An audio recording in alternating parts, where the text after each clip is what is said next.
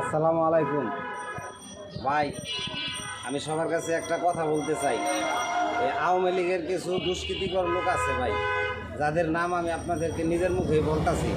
ফারুক খান, আব্দুল মান্নান খান, রাসেল খান, সাইফুল খান এবং নাসির খান, আরও অনেকে অজ্ঞাত আছে।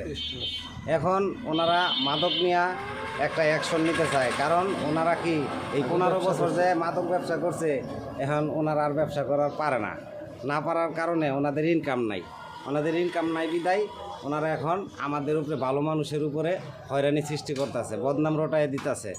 ওনারা আমারে বলছে আমি নাকি ইয়াবা ট্যাবলেট বেচি।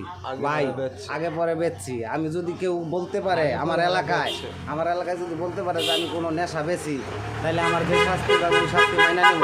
কিন্তু আমার নামে যে মিথ্যা অপবাদ দিয়া আমার শ্বশুর বাড়ি, আমার নিজের পরিবার এবং কি আমার মেয়ের শ্বশুর বাড়ি, এদেরকে সবাইকে জানাইয়া আমার মান সম্মান হানি করছে, আমি এর বিচার চাই।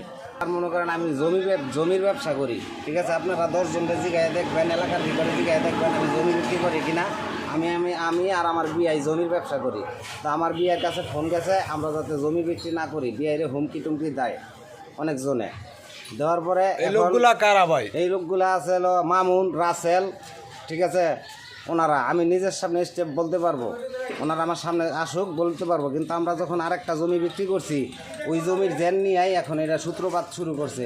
কে ফারুক খান, আব্দুল মান্নান খান, রাসেল খান, সাইফুল খান, নাসির খান, ওনারা এখন ওনারা মারার হুমকি দিছে যে হত্যা করবো। ওনারা কি আওয়ামী লীগের লোক ভাই? ওনারা আওয়ামী লীগের লোক ভাই। আওয়ামী লীগের ফেস্টুন আছে, আপনারা ইউটিউবে সার্চ দিয়ে দেখেন। যদি ফেস্টুন না পান, ওনাদের পদ আছে ভাই। ওনারা এই সব জায়গায় ছাতা ধরবো, এটা কি মানে নেওয়া যাবো? আপনার